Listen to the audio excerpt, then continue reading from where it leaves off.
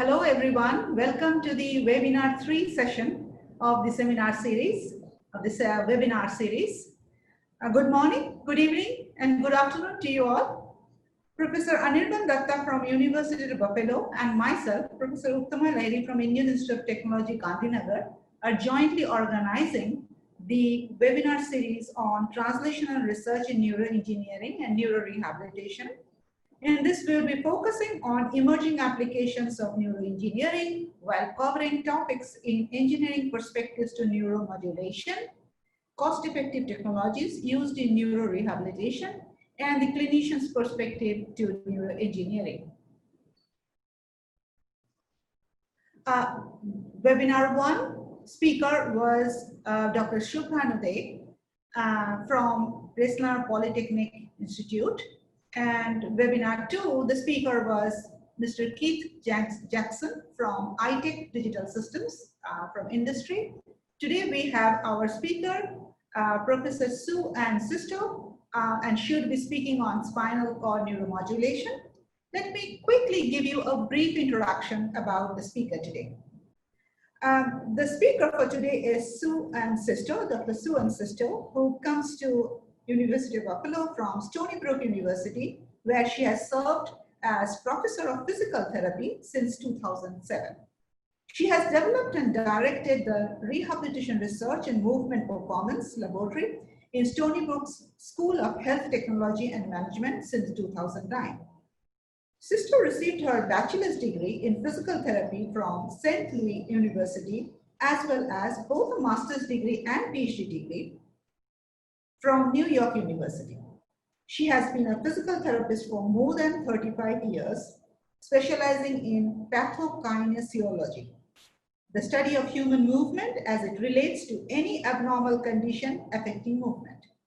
Most recently, she has focused on recovery of walking and health outcomes after spinal cord injury. Sisto's work has focused on the evaluation of movement using 3D movement analysis technology, electromyography, kinetic analysis, and metabolic exercise capacity. In 2012, she became the first physical therapist to be named a Fellow of the American Congress of Rehabilitation Medicine, which recognizes individuals who make significant contributions to the field of medical rehabilitation. And she served as president of ACRM from 2013 to 2015. Dr. Sisto, really nice to have you today as our speaker, and the floor is yours. Thank you, Dr. Lahiri. I am very excited about the presentation today. Perfect. I wanted to thank Dr. Lahiri and Dr. Datta for inviting me to this jointly organized Indian Institute of Technology presentation in collaboration with the University at Buffalo and the Global Health Equity organization within UB. I personally have a position in the School of Public Health and Health Professions, and I'm the chair of the Rehabilitation Science Department. I wanted to recognize in my presentation my grant funding, which is from the New York State Department of Health Spinal Cord Injury Research Board, who has been generously funding my work in neuromodulation.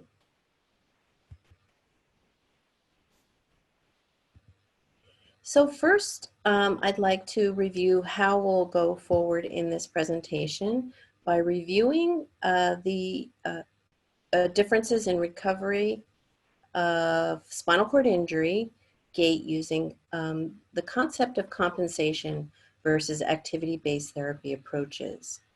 I'll help to have you help understand the data related to animal and human evidence in activity-based therapy and spinal cord injury. I'll provide some background on magnetic stimulation technology and discuss some approaches to achieving spinal stimulation, and as well as present some preliminary results from spinal stimulation in rodents and human spinal cord injury participants. So with that in mind, I wanted to first recognize some authors that I have been working with over the years, and some of the work that I'm going to present now was also presented at the American Physical Therapy Association Combined Sections meeting in 2010. These authors are Dr. Andrea Behrman, Hutchinson, myself, Watson, Ardolino, and Basso. So I'm very grateful for their collaboration, and some of the work I'll be presenting is related to that presentation. So first of all, I'd like to discuss the path in spinal cord injury to achieve functional goals. Typically, we think of two pathways. One, where we compensate for the neuromuscular deficits to achieve functional goals, or we can think of ways in which we can recover the neuromuscular system to achieve functional goals. When we compensate, when we use compensation, we think of body segments that are lost, and we use an alternative strategy to compensate for those neuromuscular deficits to achieve a functional goal. So if a person has paralysis in the legs, we might focus more on the arms to strengthen the arms in order for them to be functional in daily life. That is referred to as a compensation approach. So let me share with you this video, and this might bring to mind some experiences that you may have clinically, where you can see an individual walking with a walker and weight bearing on their arms. So, and they use the device in such a way that they have to lean forward on the device and kind of hip hike in such a way to clear the weakened leg, the right leg. So this is called compensation, in the sense you're providing a brace, you're providing an assistive device, and the person is primarily ambulating by weight bearing through their arms.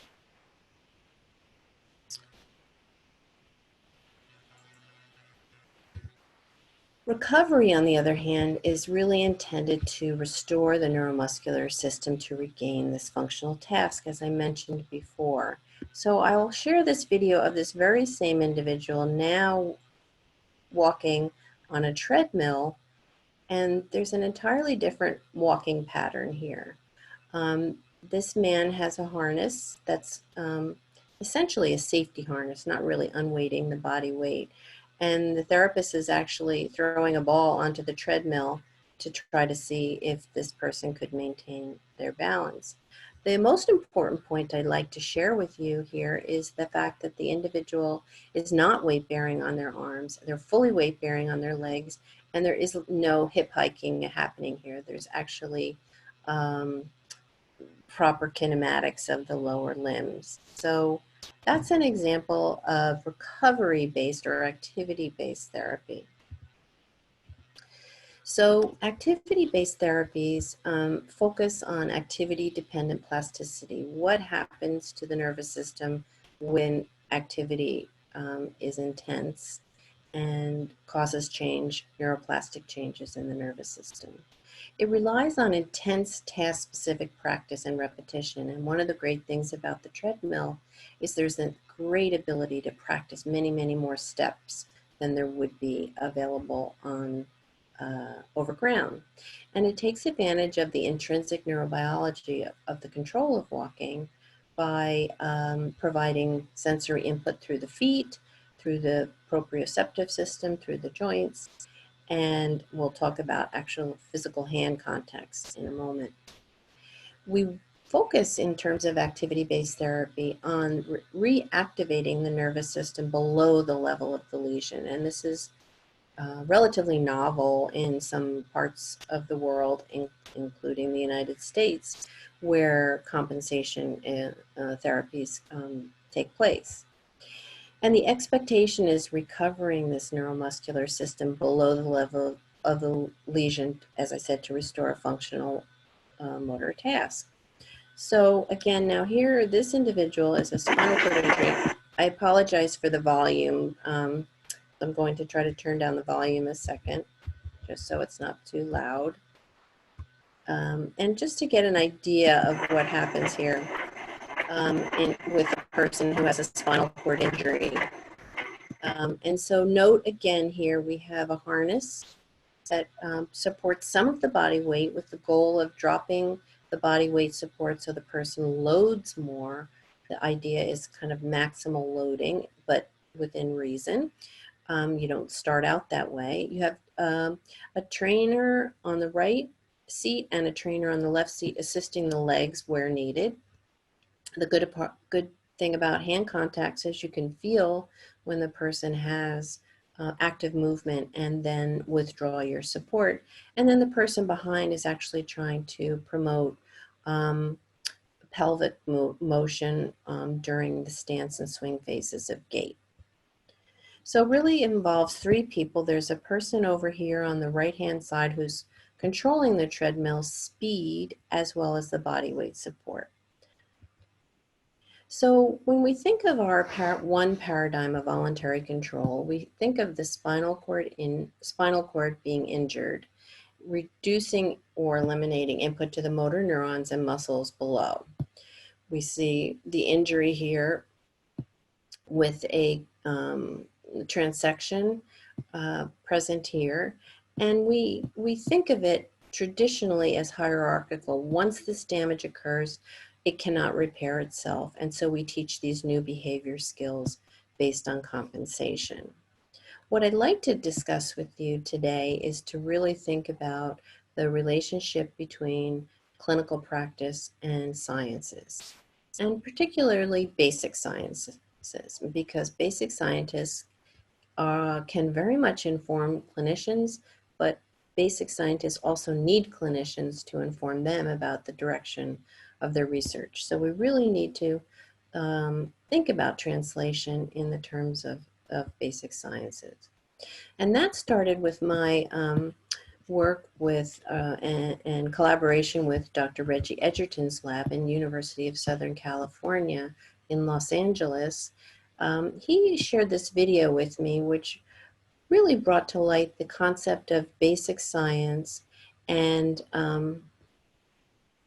how it can inform human trials and eventually clinical practice. So this is a video of a cat who has had a complete transection, and this video is being shared with me by Dr. Reggie Edgerton with permission, and he conducted this study where the rat had a complete transection. There was no communication with the spinal, the lower limbs, and the brain, if you will. And putting this cat on a treadmill, it was quickly evident with just a little bit of support, without any supraspinal control, that this cat would be able to generate a stepping pattern. And this we know as the central pattern generator. And the sensory input with the treadmill moving under the paws of the animal does allow the production of a walking pattern. So this really informed the beginning of a research endeavor that lasted the next 10 to 15 years. And you can see that the animal actually adapts to increased speed on the treadmill automatically. And how this happens is just quite an amazing feat. So we do know that basic science does support these observations. We know that, as I mentioned before, loading is very critical in terms of weight bearing through the legs. So we saw that first video where the man was walking with a walker. He was not necessarily weight bearing on the legs, but really weight bearing through his arms. Also, speed is a very important factor where we want to increase our speed for the individual on the treadmill as close to normal walking speed as possible. And this is gradually developed over several training sessions. It doesn't happen initially, but that's really the goal, is to restore normal walking speed. And then also we know that the limb and the trunk and the pelvis kinematics have to be produced in a normal manner. If you were training an individual with abnormal kinematics, that's what they'll learn. So we have to be very careful on the treadmill that that is maintained, and if there's any deviation, then we either slow the treadmill down or provide a little bit more body weight support. We also know from many researchers that the training for an individual has to be task specific. So if you're training an individual to stand, for example, in spinal cord injury, to restore the ability to stand, they will learn to stand. They will not learn to walk. And vice versa. If you're learning walking, you will not really necessarily regain standing capabilities. So it's very task specific, and the sensory input is really critical because the treadmill provides sensory input to the feet, also sensory input to the joints as the treadmill is pulling limbs back and forward, along with input from the trainers, as well as the importance of interlimb coordination, where one leg moving back into hip extension facilitates the other leg, facilitates that leg coming forward in the next step in hip flexion. So what are the critical elements of locomotor training after spinal cord injury?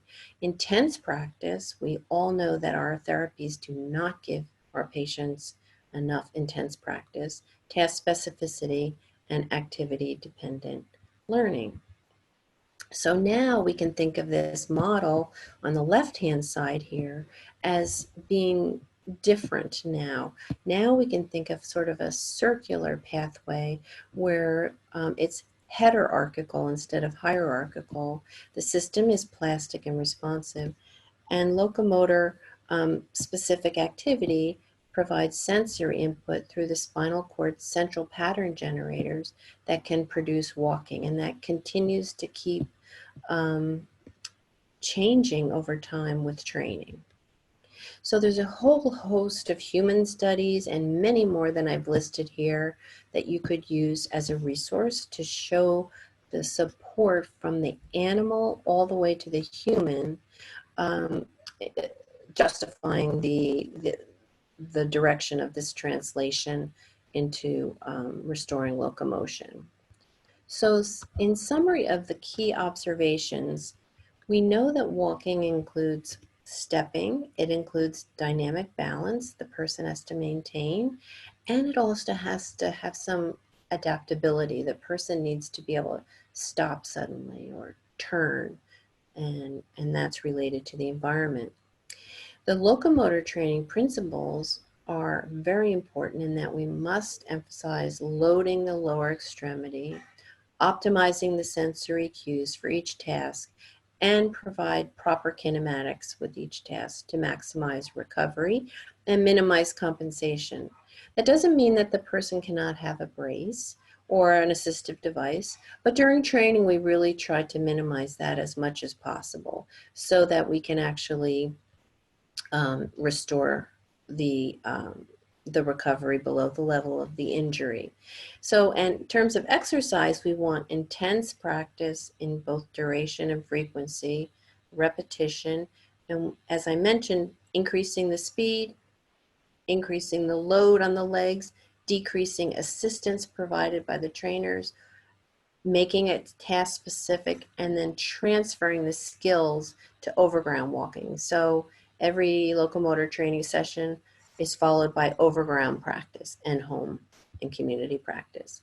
So this led to something that was funded for many years, 10 to 15 years, where there were about, and it was led by Fraser Rehabilitation Hospital and Dr. Susie Harkema.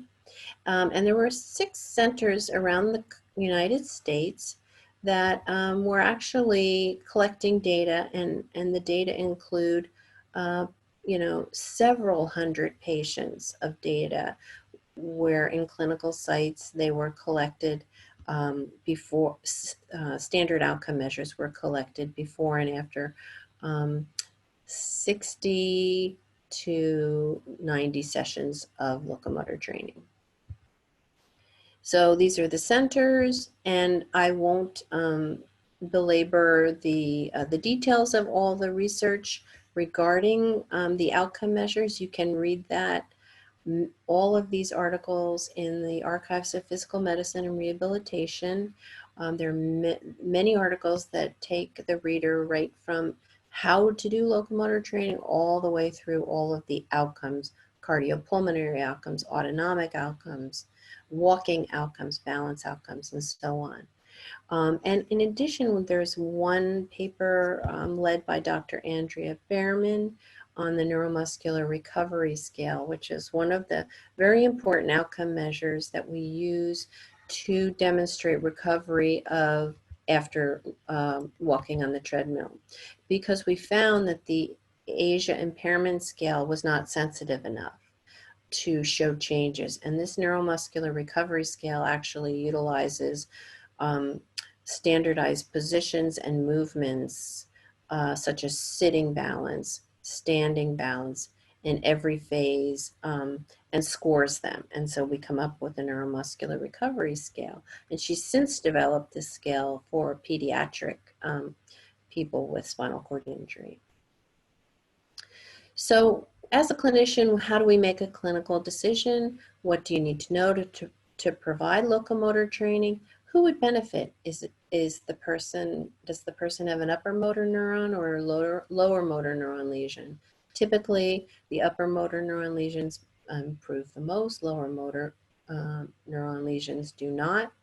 What are the precautions in terms of wounds, fractures, heterotopic ossification? What are those precautions?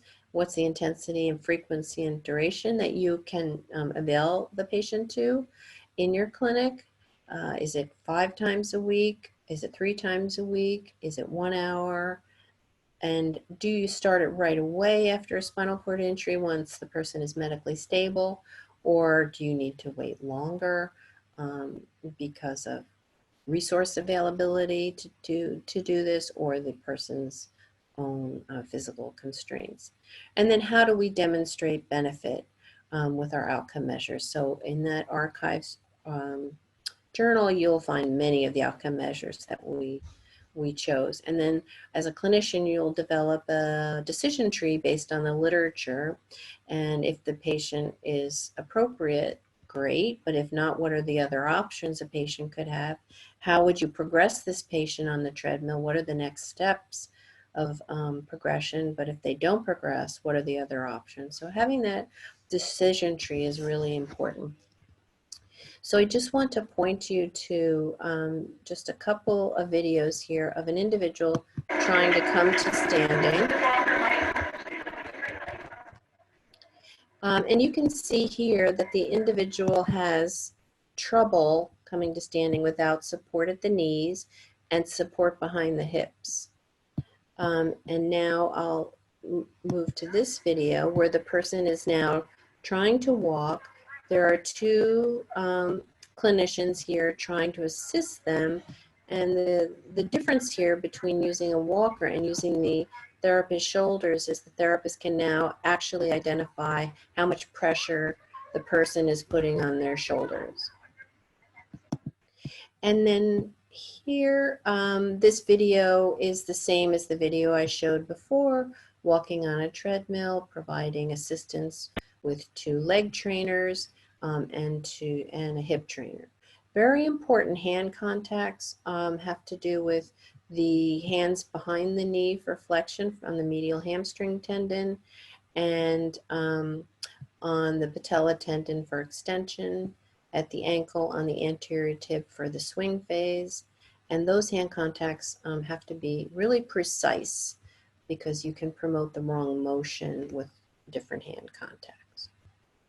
So we generally use the ICF model looking at body structure and functions, activities, and participation in terms of our measurements, looking at the ASIA scale, the Ashworth scale for spasticity, the Berg balance test, and some sensory scales in terms of the ASIA exam.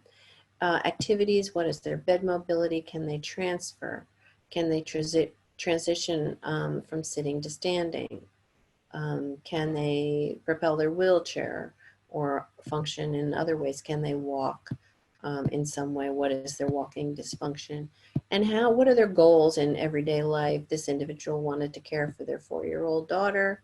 And is there some level of depression that might be improved or changed as a result of this intervention?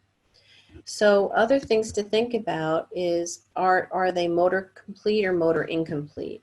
And typically, the first part of our Neuro Recovery Network study, we focused on people who were incomplete, Asia C and D, and then we expanded to Asia A and B, which is motor complete, and we were able to see some changes in standing capability, but not necessarily walking. Thinking about the presence of spasticity and how that might make the walking more challenging, but certainly that can be improved with locomotor training. Sometimes it gets worse with locomotor training because there's some spinal level of recovery, and that's exhibited through these upper motor neuron signs initially. Strong family support, available transportation, motivation to recover, and of course, as always, finding primary and secondary insurance providers to provide this care.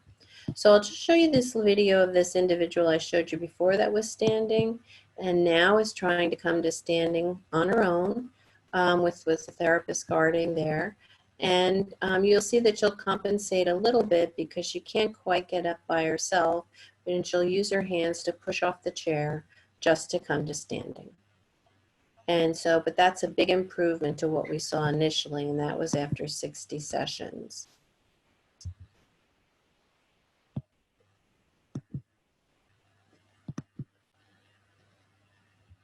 In this video, this is the final series of sessions for her, and you can see the difference already. She's able to stand up independently on her own. Even so comfortable with her bounds, she can adjust her shirt and her hair. And so all of a sudden, this is just very exciting changes that are occurring in individuals, in this case, who had an incomplete spinal cord injury. Other options available to you, the locomotor system that we had used for the neuro recovery system was fairly expensive, but these devices are available in the clinic more frequently. It's a little bit harder to position the therapist to assist the individual. This one happens to be by Biodex, gait trainer. And the good part about this is this system can actually roll off the treadmill and the person can practice overground walking. And this is the light gait, or I think I have it backwards. And then here's another device, another example of how the person can walk with body weight support, and there's a pediatric version. And of course, the most expensive version of this is the robotic system called the Locomat, which provides robotics assistance instead of physical assistance, since there's been some argument about how this can have the person really not engage in trying to improve their walking. I also have a book in spinal cord injury management rehabilitation that covers several chapters in gait and rehabilitation if you're interested, with the DVD on showing some definite gait patterns and functional movements. So I'd like to now launch into the concept of the magnetic stimulation, which is typically applied over the cortex, as you can see in this picture up here. However, the work that I'm doing now is applying a magnetic stimulation to over the spinal cord itself. Human and animal studies have provided promising insights into electromagnetic stimulation where neuroplastic changes have resulted in long-term changes in synaptic strength and potentially synaptic remodeling at the brain and the spinal cord have been reported. However, there are inter-individual variability problems in the outcomes, which present a major challenge, and we need to figure out a way to individualize the intervention, the magnetic stimulation, either through neuroimaging guided or some other physiological testing that allows us to know whether we're targeting the right region for recovery, because every spinal cord patient is their injury is different. So just briefly, I wanted to cover some concepts of electromagnetic induction where the coil that's placed on, in my example, on the spinal cord or over the spinal cord, uses an electrical current that is present in the stimulation coil, and which produces a magnetic field. And the changes in that magnetic field produce a flow of electrical current in the nearby electrical tissue. So the first current that's produced is in this kind of counterclockwise direction that produces changes in the electrical field and induces changes in the nearby tissue, followed by a secondary current, which is in the clockwise fashion, sometimes referred to as eddy currents, and that is the direction of this alternate, second loop. Why is this important to understand whether a current is monophasic or biphasic? When the current is introduced into the tissue, just note that these dark shaded areas represent high enough voltage from the machine to reach the cellular tissue. We have to think about this in terms of different levels of delivery of charge affects how much intensity is delivered to the cellular tissue. So the waveform, be it monophasic or biphasic, is important to consider in terms of the energy delivered to the tissue.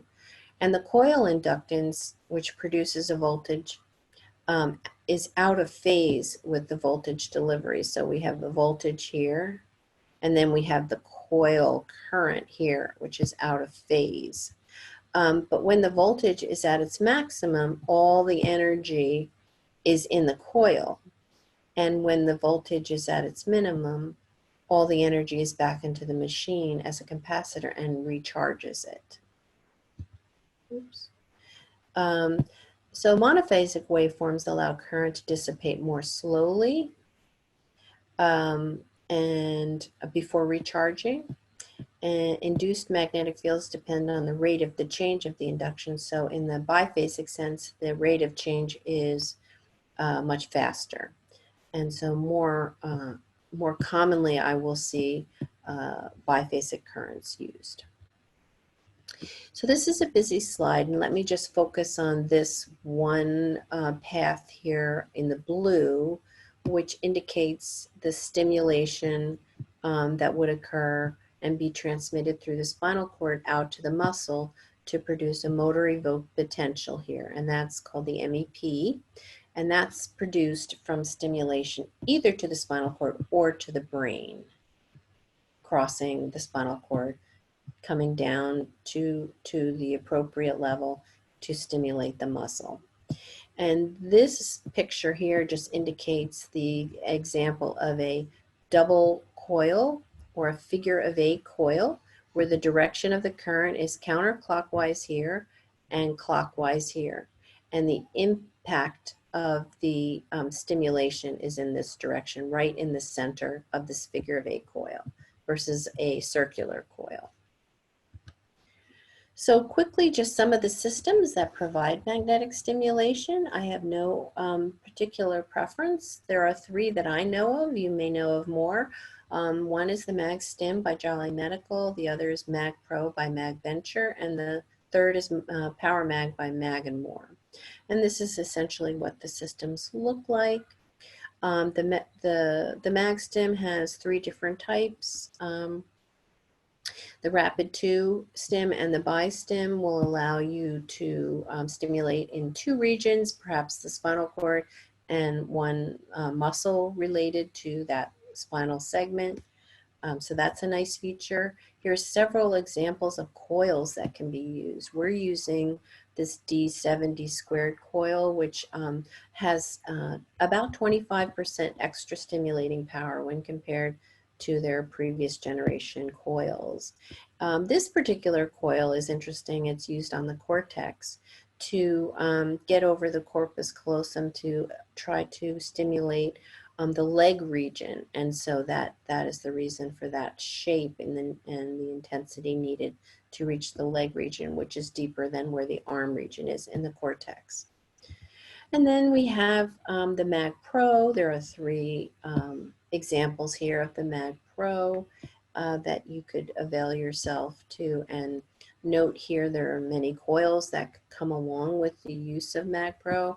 Some of them have cooling features. When we do our stimulation, we stimulate for about 30 minutes, in which case the coil heats up and the machine shuts down as a safety feature. So we have to change the coil and when you're not using something like this that has a coil feature. So we have to switch out to a new coil so that we can continue with the stimulation. And then finally, the Mag and More Stimulate unit will, one wonderful feature about this system is it allows you to integrate EEG with the system if you're using brain stimulation.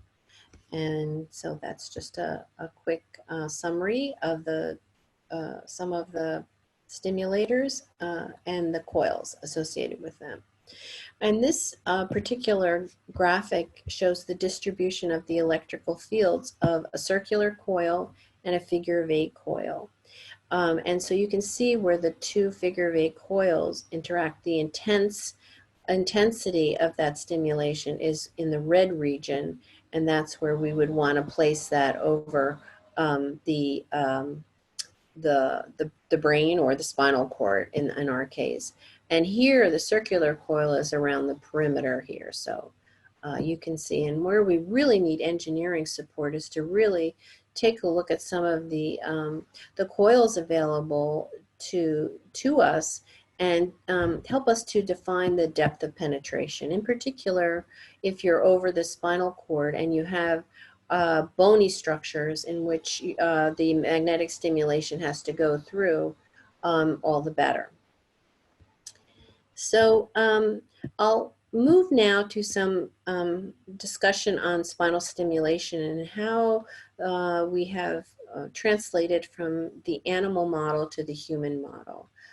These are some of my collaborators that we've worked with. This is a paper, obviously an animal paper, which examined the influence of magnetic stimulation on a spinalized rat who had a spinal injury, and the other intervention was the exercise only and exercise plus magnetic stimulation. So if I could point you to the bright green bar here, we can see at about week 4, 5, and up to week 9, we saw significant improvements in walking on a horizontal grid, for example, as you can see in this figure.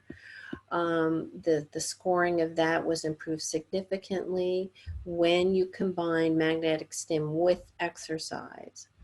And here, this is the same relationship with this bright green improvement with the combined therapy on the balance beam scoring system, as well as over here, the regularity index shows how regular the feet during the use of an instrument called the catwalk, how regular the steps are placed with reciprocal walking, and then how wide this base of support is. With paralysis, the base of support is quite wide, and as with recovery, that decreases. And so also in those parameters, there was significant improvement with the combined exercise and magnetic stimulation.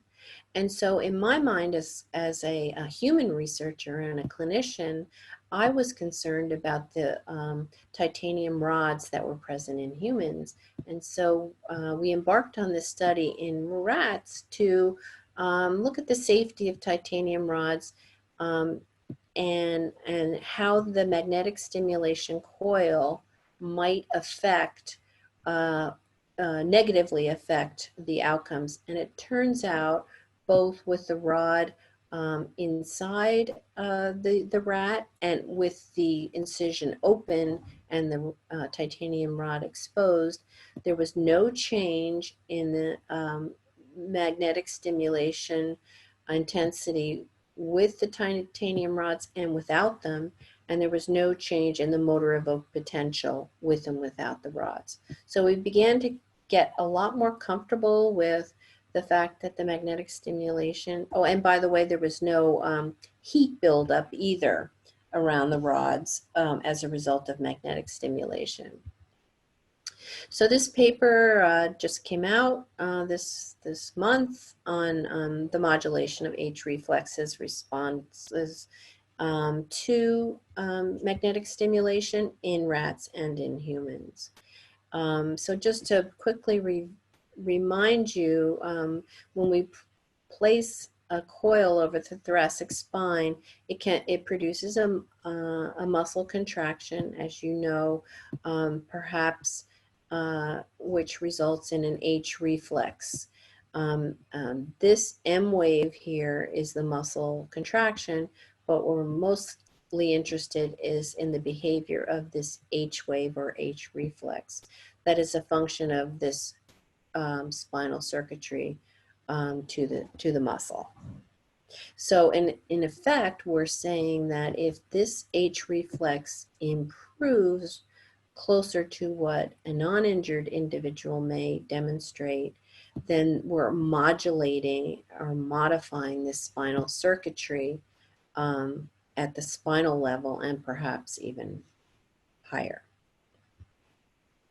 So the project aimed to translate the results from our animal experiments in 2005 and now reported in 2020 to look at the feasibility of promoting neuroplasticity using spinal electromagnetic stimulation, which I'll refer to as SEMS, and to translate our findings in a clinical practice.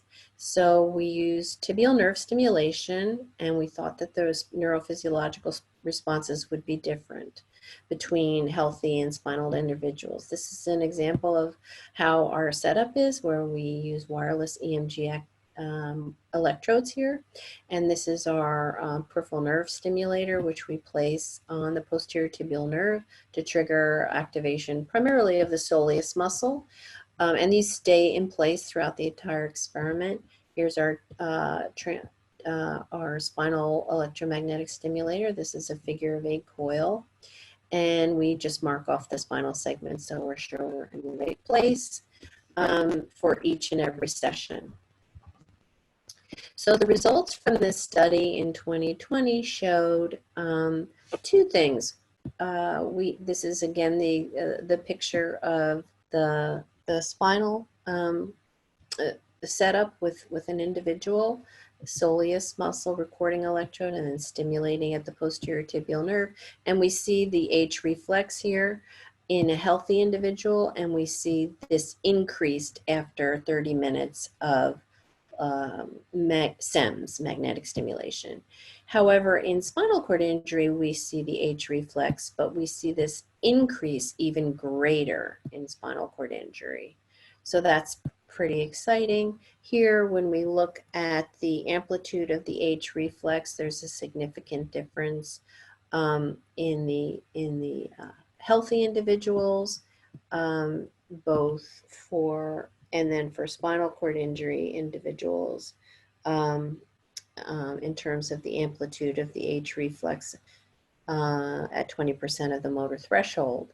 This is also significantly different for threshold intensity, where we definitely need more intensity to reach the same threshold in spinal cord injury, but that then less intensity is needed after SEMS. And also we introduced what we call frequency-dependent depression, or FDD. And what we found in the non-individual person, if you look at the H-reflex amplitude as a percentage of the the normal or the pre-level of the H-reflex, we see sort of a similar pattern before and after SEMS here in terms of the different frequencies of stimulation. However, in spinal cord injury, we do not see the same pattern with the stimulation frequency does not decline as fast as it does in the control group in chronic SCI. And what we're finding, which is extremely exciting, is that in spinal cord injury, after several days to weeks of SEMS, we are starting to see this FDD curve mimic more like this curve. So just to conclude, there are some pathways and pitfalls of the H-reflex, which I've highlighted here for you from Dr. Knuku's article in 2008 from the Journal of Neuroscience Methods. Just to consider if going about using H-reflex as a significant outcome, we have to consider these 5 potential considerations for inhibition of the H-reflex that might be different from what we would see as a result of the intervention. And we have to think about spasticity, we have to think about inhibition, as I mentioned, other factors in the environment or interneuronal circuits that might affect the outcomes. And then maybe thinking about conditioning protocols that will downregulate the H-reflex to improve plasticity after exercise, such as locomotor training. So for the future, our outlook is to really continue to do our animal research and translate it to the human.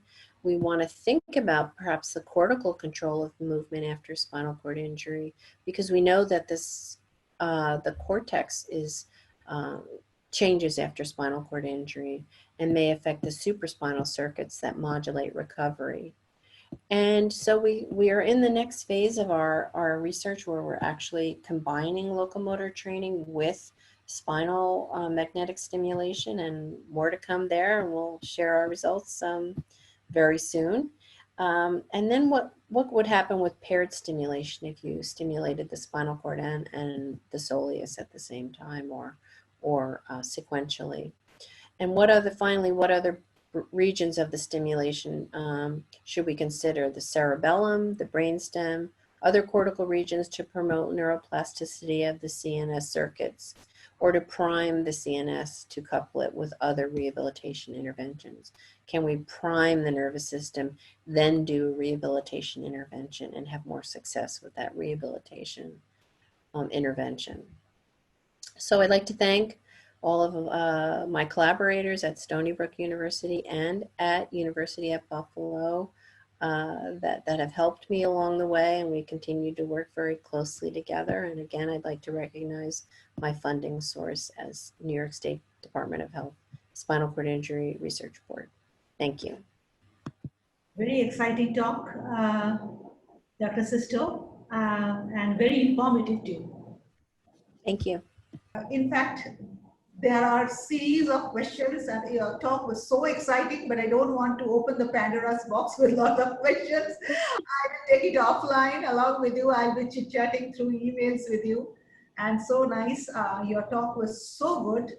Really love that you have taken our invitation, accepted our invitation, and on Sunday morning, leaving cozy sleep, you have come out. Well, thank you very much for inviting me. You're all so gracious and smart people. So I really look forward to working with you in the future. Thank you. Thank you.